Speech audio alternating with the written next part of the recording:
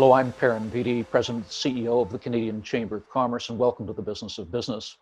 Throughout the COVID-19 pandemic, we'll be posting a series of conversations with distinguished Canadians about a whole range of issues, ranges from what sort of programs are available to help business, to best practices, to some of the issues and changes taking place as a result of the pandemic. We're very fortunate today to have Tara Benham. Now, as of April 1st, and this is probably not the timing she would have chosen, Tara became the national tax leader at Grant Thornton. She's someone who has a long experience in tax planning and tax matters, having been involved in it for the last 17 years. And she can present a very good perspective for us on some of the challenges that businesses are facing today and some of the ways in which they should be responding. Tara, welcome. We're delighted to have you with us. Thanks, Perrin. Let's start with what you're hearing from businesses. You have a number of clients yourself, and you are the national tax leader. What is Grant Thornton, and what are you hearing from these clients? Well, first and foremost, there's so much change going on with all of these businesses. They're realizing that they cannot be open because it's just the situation needs us to isolate. So they really are focusing in on how do I manage that change. So Grant Thornton, for instance, we went on March 25th from 3,000 people working in our offices to March 26th, 3,000 people working from home. And our clients are very similar, with restaurants closing and then looking to retool and open. So it's interesting, there's really two questions that they focus in on, or our clients are focusing in on first. And the first one is, how can I help my employees? Because most businesses are not as fortunate as to be able to work from home, and they really are being impacted. And a lot of those employees, as we all know, are being laid off. And now it's, what can I do for them, and what does that look like? And it's really, really positive, and really something truly Canadian. I think that is the first thing that all of our clients are looking to. And once we work through that, what we're really looking at, or what the clients are asking about, is, what about my business? How do I help my business survive? So those are really the two questions that we're getting right now. On that second question of how can I help my business, there's a plethora of government programs at both the federal and provincial level that have been announced. Can you run down some of those and just give people a sense of the range of programs that are available that may help? Yeah, there's every single day they change, they grow, they expand, and the government is working as fast as they possibly can to address all of these issues. So it's interesting, at Grant Thornton, we've put together what we call our SWAT tax team. And essentially it's 25 people, and all we're doing day in and day out is keeping track of all of these different changes. And we open up our huddle every morning with what changed while we were sleeping.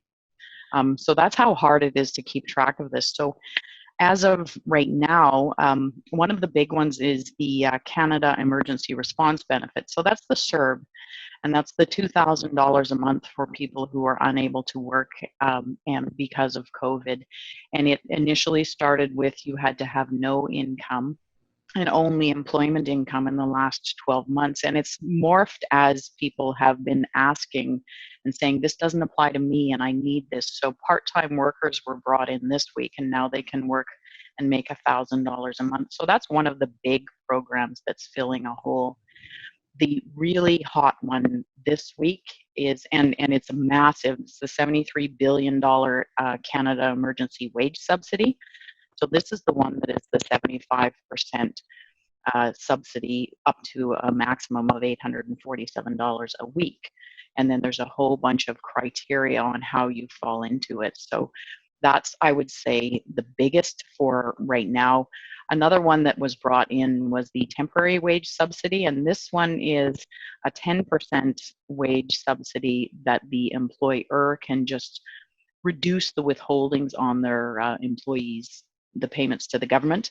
There's another great one, which is the Canada Emergency Bank Account. And that is essentially $40,000 loan, which is guaranteed by the government. It's interest free, and if you repay it before December of 2022, there's a 25%, so a $10,000 forgiveness. And the criteria on that one, once again, everything is ever evolving. It started out with your pay. You had to have payroll. First of all, you could not pay dividends, and it was $50,000 to $1,000,000 of payroll. And the big question was, what if I have 150 or $1,015,000 worth of payroll? And the purpose of that fund was, everybody understands that there is a cash crunch going on right now. So how do we fill that hole? How do we pay our rent? How do we pay our employees if we can keep them when the revenues have decreased? So that's what this $40,000 is for, is to start filling that hole for small businesses. But when you fell outside, what did that look like? The government listened to that. So this week, in fact, when we were having one of our tax SWAT huddles, one of the members said, hey, Trudeau just announced that the threshold went from 20,000 to 1.5 million. So that's how fast it is evolving.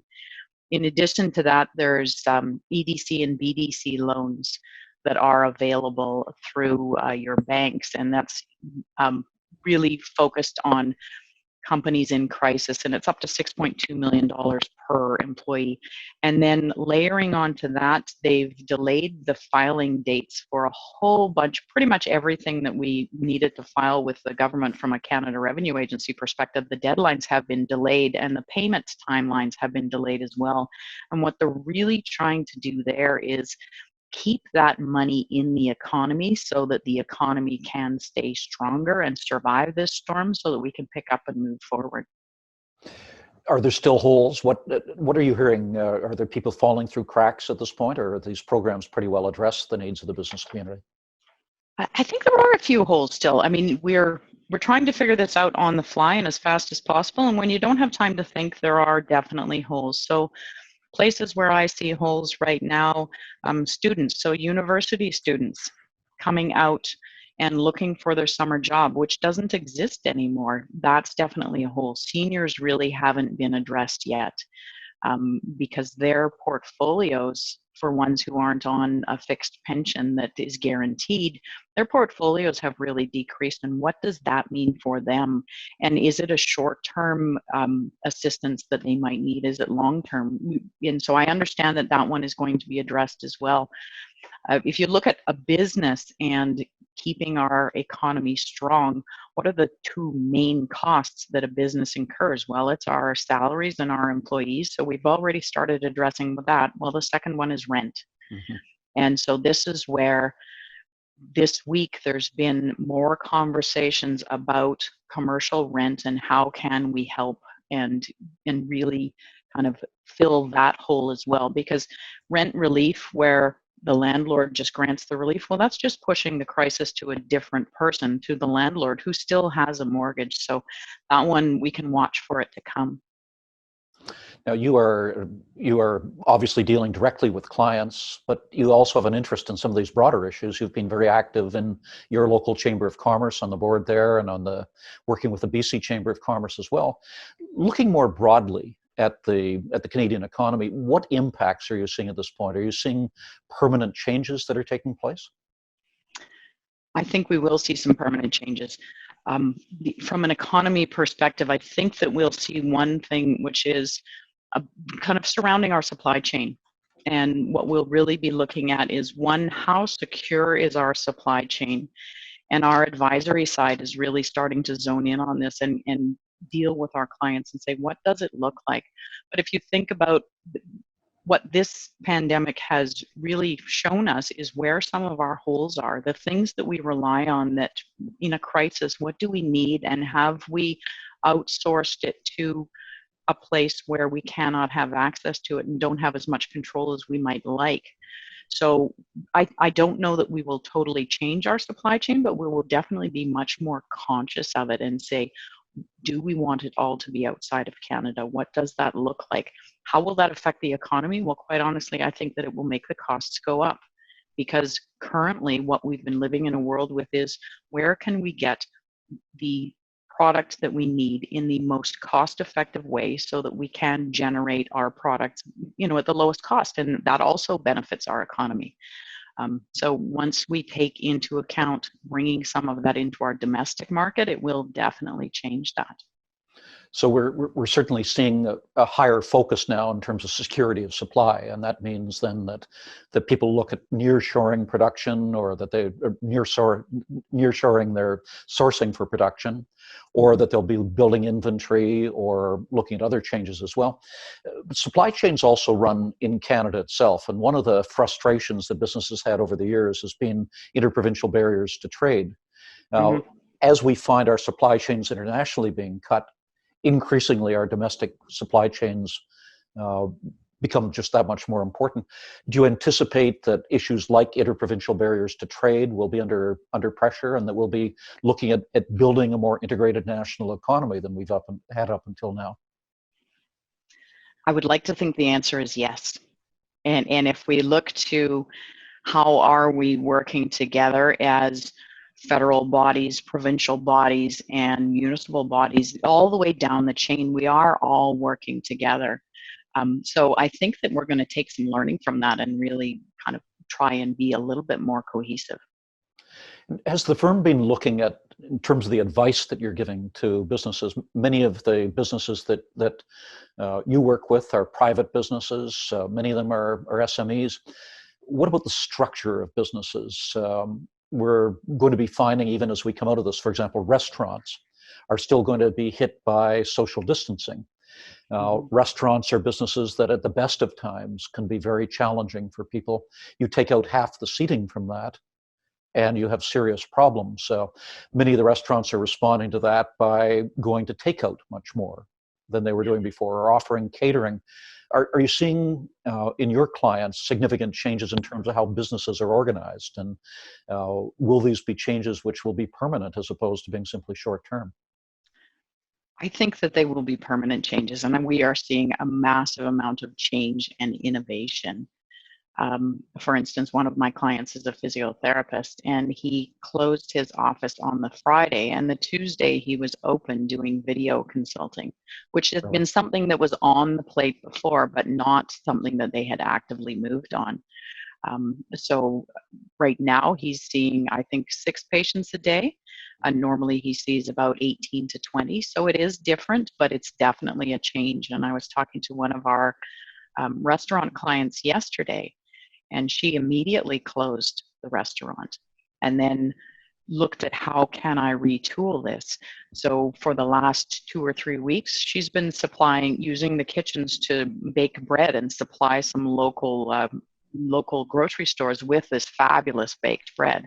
And now the takeout is taking off, and she's looking to say, okay, now I need to hire people back. So it really definitely will change it. And I suspect that what'll happen is they'll find the new groove, and they'll say, we can do it both ways. So I think it really will change. And we'll be a much more digital society than we were. Absolutely. And I anticipate that, well, yes, many of us will be looking forward to going back to traditional offices, and we like the collegiality that comes from working together. I think we're going to see a system that's much more mixed. I do. Well, and I think that when we were talking about my new position and the amount of travel that would be required from that, I suspect in anticipation of what it looked like, I was going to be at least I live on Vancouver Island. It was going to be at least once a month in Toronto and different places. I suspect now it will be probably half of that when we float this down, because everybody really is getting into video. How can we create that connectivity digitally? When you look at Canada, there are of course downsides to that, and none of us would choose to have gone through what we're going through in Canada today. But when you look at our geography and you look at the challenges there are, it seems to me that digitization will allow us to provide services to people in rural and remote areas that just were second-class citizens before. Persons with disabilities may have the opportunity to participate more fully in society. The elderly, programs like telemedicine will be able to extend services to people who just didn't have the same level of services before. So there are strong potential upsides of all of this as well if we do it right. Yeah, I totally agree. And not only just the digital medicine or the telemedicine and offering of services, but I think offering opportunities for recreation is really another place, because many people say, I really like to live in the city because that's where the culture is. So now you look at all of the different concerts that are being put on. You look at the exercise classes that are putting put on, the dance lessons, music lessons. They're just, now geography is really being, the walls are taken down. And I think that will continue, because look at all of this culture that we can now access from how we've changed the way we work. We're all very focused right now on how do we manage through the crisis, and we don't know even day to day how it's going to evolve. But it's probably not too early for us to start to ask ourselves, how will we know when it's time to start restarting the economy? What are your thoughts on that? Excellent question. And I guess first and foremost, we'll watch the science and say, what does that look like? And if we jump too fast, then we might step back. So I totally agree that it has to be a very cautious movement. And then when we do restart the economy, it's going to have to be slow. I was thinking about this before, and the analogy that I have, the economy is like a train, and it's big and it's heavy. And once it stops moving, it's really hard to get going, and it takes a lot of energy. So when is that time? I think it's when the science tells us. And is it going to be difficult? Absolutely. I think the big question there will be, what type of energy is it going to take to get that train moving? Normally, if we look at it, the government is the one that really puts a push in with large capital expenditures. And I guess my concern or my question this time around is the government going to have the capacity to give that push, or are we just going to have to watch this one go slowly? It's not like a Hollywood movie where the alien invader is defeated and we all come out of our homes into bright sunshine, everything restarts. It looks as if we'll be restarting the economy sector by sector and region by region, because the disease itself is hit unevenly. You folks in BC were the first to be hit by it, but you've also been among the regions that have managed it the best. And as a consequence, you may be able to reopen faster than people in central Canada can. So it means restarting with the disease still among us, restarting by different sectors, restarting by different regions, perhaps by different age groups as well. And I suspect that we'll be keeping different borders shut. So BC will probably be open for business longer than, or sooner than, some of the other provinces, and people will not be welcomed across those borders. And I think that that's the right decision. And what about businesses themselves? What sort of planning should they be doing now in terms of their own reopening? Obviously, one of the things governments will be looking for is, can we safely reopen the business? Is there a danger to employees or a danger to customers? Is there other planning that should be being done now by businesses in preparation?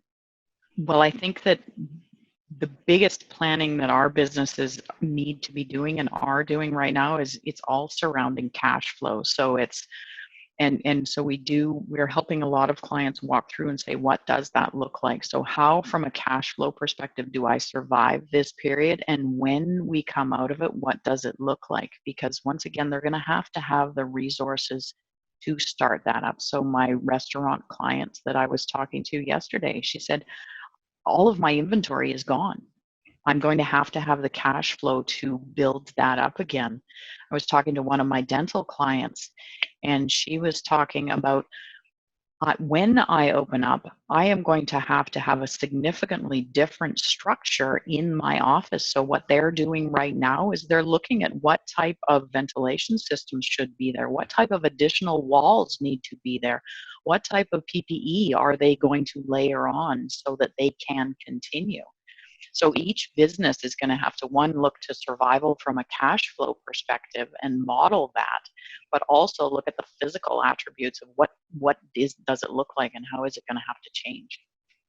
You were mentioning earlier the question as to what the capacity of government will be after we start to reopen, to be able to continue to prime the pump. How do you see this changing government priorities? Do we go back to the status quo ante, that governments are doing what they were doing before? Or do we strip back to the essentials and focus on, how do we lay the foundation for growth? How do we encourage entrepreneurship? How do we having stripped back the regulatory burden, how do we ensure that that remains lean and that we're able to unleash capacities in the private sector which have been badly damaged? That's a really interesting question. And I think that it will definitely not go back to status quo. I don't think anything after such a massive change and a massive trauma, I would call it, there's always growth within that. And if we look to what drives our economy, small and medium-sized enterprise drives 65% of our economy. So I really do think that that's the engine that we have to push. And how do we get that engine going again? And it's really all about cash flow and getting people buying things again, because that's what it's all about. And do you find families are heavily leveraged at the present time as well? They have heavy debt. Is there the capacity at the consumer level to be able to retake on the burden of driving the economy, or is that a major concern? Really good question. And I think that for heavily debt burden families, it is going to be a problem. And this is not going to help, because a lot of this stuff is really just pushing that debt down the road. It's not taking it away. Can the government fully take that burden? I don't think they can. But the other thing that I think will be interesting on this is we've all been locked in our houses for close to 4 weeks now, and we've stopped spending. So I do think that we can reflect back on World War I and World War II, where everybody stopped spending. They just didn't have any money, and they learned not to spend. And I think we're learning that pattern right now, which will be something that people will take out of this and realize, I don't have to spend as much. It wasn't so bad that I couldn't go out for dinner or pick up that takeout quite so easily. So I think it will change our pattern. So these are certainly major changes then to the way in which society functions as a result. Yes. Well, final question. It looks pretty bleak right now, and we are managing day to day, but one of the things that your province, British Columbia, reminds us and the rest of the country is that eventually spring comes, and it tends to come faster to British Columbia than it does anywhere else. When you look 1 or 2 years down the road, are you basically an optimist or a pessimist? What's the future look like to you? I am definitely a glass is half full kind of person versus empty.